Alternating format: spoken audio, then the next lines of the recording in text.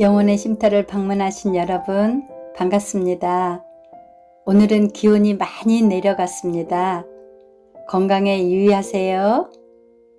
오늘은 마태복음 27, 28장 마지막 장을 읽겠습니다.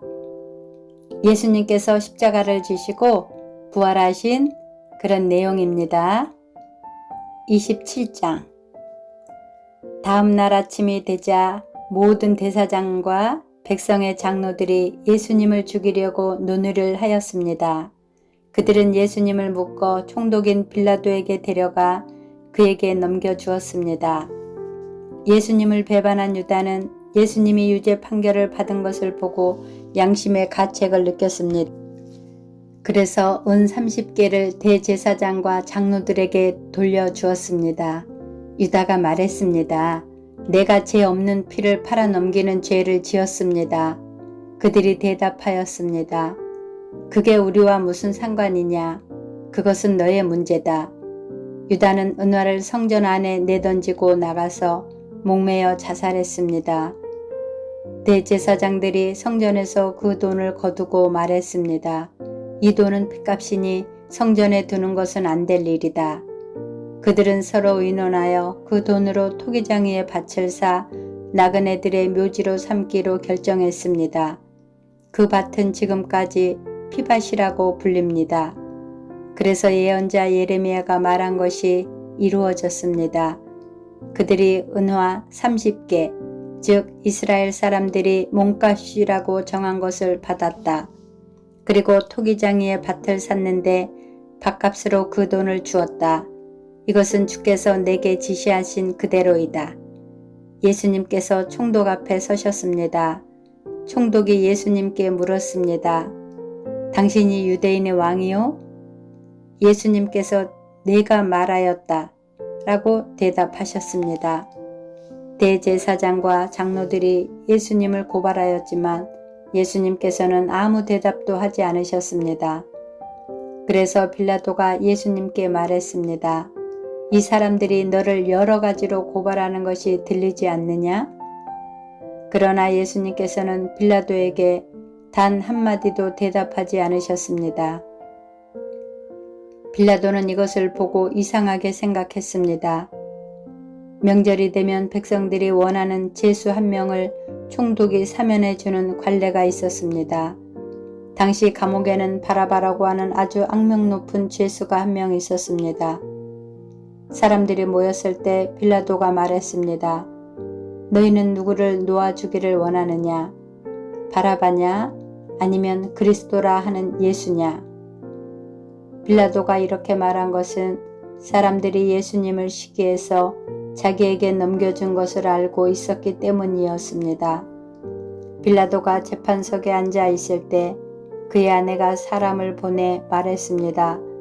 저 죄 없는 사람에게 아무 일도 하지 마세요. 어젯밤 꿈속에서 제가 이 사람 때문에 몹시 고통을 받았습니다. 그러나 대제사장들과 장로들은 군중들에게 바라바를 놓아주고 예수님을 죽이도록 요청하라고 시켰습니다. 빌라도가 사람들에게 말했습니다. 이 두 사람 중에 누구를 석방시켜 주길 원하느냐? 사람들이 대답했습니다. 바라바요. 빌라도가 물었습니다. 그러면 그리스도라고 하는 예수는 어떻게 해야 하겠느냐? 그들이 모두 대답했습니다. 그를 십자가에 매달아 죽이시오. 빌라도가 물었습니다.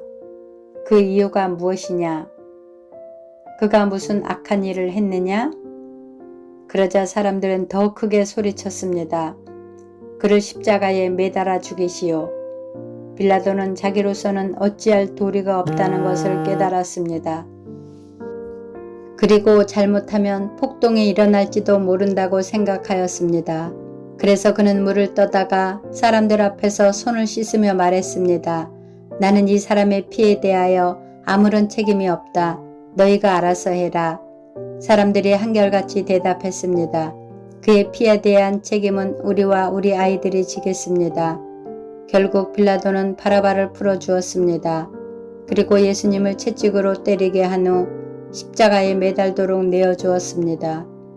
총독의 군인들이 예수님을 총독의 관저로 끌고 들어갔습니다.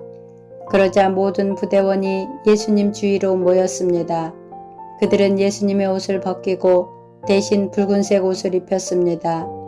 그리고 가시로 왕관을 엮어 예수님의 머리 위에 씌웠습니다. 그들은 예수님의 오른손에 지팡이를 쥐어 주었습니다. 그리고 유대인의 왕 만세라고 말하며 예수님께 무릎을 꿇고 절하면서 놀렸습니다. 그들은 예수님께 침을 뱉고 지팡이를 빼앗아 예수님의 머리를 쳤습니다. 예수님을 실컷 조롱한 후에 붉은색 옷을 벗기고 원래의 옷으로 다시 입혔습니다. 그리고 예수님을 십자가에 매달아 죽이려고 끌고 갔습니다. 군인들이 나가다가 구레네 출신의 시몬이라는 사람을 만났습니다. 군인들은 그에게 강제로 예수님의 십자가를 쥐고 가게 하였습니다. 그들은 골고다라는 곳으로 갔습니다. 골고다는 해골의 땅이라는 뜻입니다. 군인들은 예수님께 쓸개즙을 섞은 포도주를 주어 마시게 하였습니다. 그러나 예수님께서는 맛을 보시고는 마시려고 하지 않으셨습니다. 군인들이 예수님을 십자가에 못 박고 제비를 뽑아 예수님의 옷을 나누어 가졌습니다. 그리고 거기 앉아서 예수님을 계속 지켜보았습니다. 그들은 예수님의 머리 위에 이 사람은 유대인의 왕 예수다라고 쓴 제패를 걸어 놓았습니다. 그때 두 강도가 예수님과 함께 십자가에 못 박혔습니다. 한 사람은 오른쪽에 다른 한 사람은 왼쪽에 매달렸습니다. 지나가던 사람들이 고개를 저으면서 예수님께 욕을 하였습니다. 성전을 헐고 3일 만에 다시 세운다는 사람아, 내 자신이나 구원하여라. 만일 하나님의 아들이라면 십자가에서 내려와 보아라. 이와 같이 대제사장들도 율법학자들과 장로들과 함께 예수님을 조롱하며 말했습니다. 이 사람이 다른 사람들은 구하면서 자기 자신은 구하지 못하는구나. 그는 이스라엘의 왕이니 지금 십자가에서 내려오라지. 그러면 우리가 그를 믿겠다. 그가 하나님을 믿는다는데 하나님께서 원하신다면 그를 당장 구원해 주시라고 그래라. 자신이 나는 하나님의 아들이라고 했으니까 말이다. 예수님과 함께 십자가에 못 박힌 강도들도 똑같은 욕을 예수님께 했습니다. 난 12시부터 오후 3시까지 온 땅이 어둠에 덮였습니다. 오후 3시쯤에 예수님께서 엘리 엘리 라마 사박다니 하고 큰 소리로 외치셨습니다.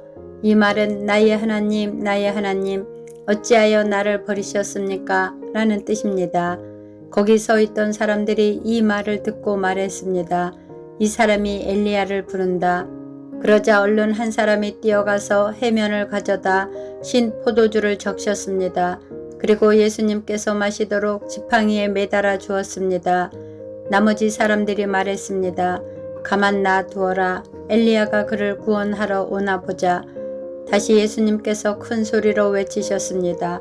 그리고 숨을 거두셨습니다. 그때 성전 휘장이 위에서부터 아래까지 두 조각으로 갈라졌습니다. 땅이 흔들리고 바위들이 쪼개졌으며 무덤이 열리고 잠자던 많은 성도들의 몸이 다시 살아났습니다. 예수님께서 부활하신 후 그들은 무덤에서 나와 거룩한 성으로 들어가서 많은 사람들에게 나타나 보였습니다.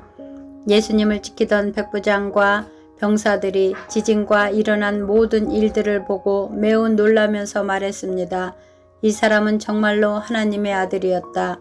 많은 여자들이 멀리 떨어진 곳에서 이를 지켜보고 있었습니다.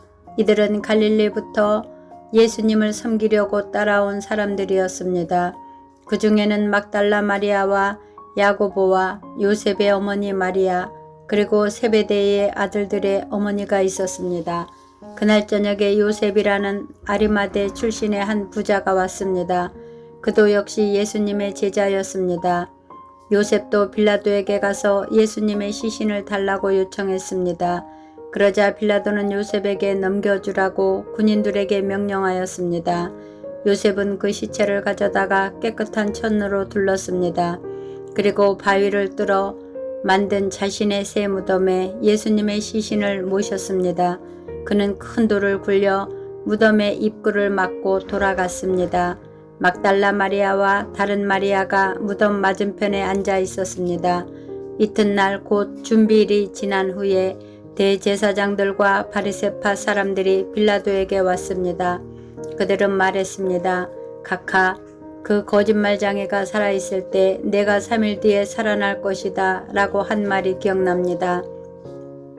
그러니 명령을 내리셔서 3일째 되는 날까지 그 무덤을 꼭 지키게 하십시오. 그의 제자들이 와서 시체를 훔쳐간 후 사람들에게 그가 다시 살아났다고 할 수도 있습니다. 그러면 이번 속임수는 처음 것보다 더 나쁜 결과를 가져올 것입니다. 빌라도가 말했습니다. 경비병들을 데리고 가서 당신들이 할 수 있는 대로 무덤을 지키시오.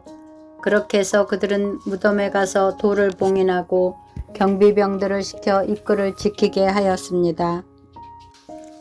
28장 안식일 다음 날, 즉 한 주의 첫날 동틀 무렵에 막달라 마리아와 다른 마리아가 무덤을 보러 갔습니다.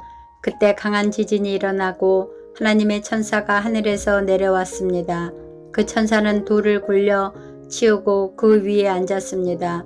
그 모습은 번개와 같았고 옷은 눈처럼 휘었습니다. 경비병들이 그 천사를 보고 두려워 떨었고 마치 죽은 사람처럼 되었습니다. 천사가 그 여자들에게 말했습니다. 두려워하지 마라. 너희가 십자가에 못 박히신 예수님을 찾고 있다는 것을 알고 있다. 예수님은 여기 계시지 않다. 말씀하신 대로 다시 살아나셨다. 와서 예수님이 누우셨던 곳을 보아라. 그리고 빨리 가서 제자들에게 이렇게 말하여라. 예수님께서 죽음에서 다시 살아나셨습니다. 그리고 먼저 갈릴리로 가셨습니다. 거기서 예수님을 뵐 수 있을 것입니다. 보아라, 이것이 내가 너희에게 전할 말이다. 여자들은 재빨리 무덤을 떠났습니다. 그들은 두려우면서도 매우 기뻤습니다. 그들은 제자들에게 이 소식을 전해주려고 달려갔습니다. 그때 갑자기 예수님께서 여자들에게 나타나셔서 말씀하셨습니다. 잘 있었느냐? 여자들은 예수님께 다가가서 그분의 발을 붙잡고 절했습니다. 그러자 예수님께서 말씀하셨습니다. 두려워하지 마라. 가서 내 형제들에게 갈릴리로 가라고 말하여라. 거기서 그들이 나를 볼 것이다. 여자들이 가고 있는 동안 몇몇 경비병들도 성으로 들어가 대제사장들에게 일어난 모든 것을 말하였습니다. 대제사장들은 장로들과 함께 모여 의논하였습니다. 이들은 경비병들에게 많은 돈을 주었습니다. 그리고 사람들에게는 밤에 예수의 제자들이 찾아와 우리가 잠든 사이에 그 시체를 훔쳐갔다고 말하여라. 만일 이 이야기가 총독의 귀에 들어가더라도 우리가 잘 말해서 너희들을 구해주겠다라고 말했습니다. 돈을 받은 경비병들은 그들이 시킨 대로 했습니다. 그래서 이런 소문이 유대인들 사이에 널리 퍼지게 되었고 오늘날까지 그렇게들 알고 있습니다. 11명의 제자들이 갈릴리로 가서 예수님께서 지시하신 산에 이르렀습니다. 그들은 예수님을 뵙고 절을 했습니다. 그러나 몇 명은 의심하기도 했습니다. 예수님께서 오셔서 말씀하셨습니다. 하늘과 땅의 모든 권세가 내게 주어졌다. 그러므로 너희는 가서 모든 민족을 제자로 삼아라. 아버지와 아들과 성령의 이름으로 세례를 주어라. 내가 너희에게 말한 모든 것을 지키도록 가르쳐라.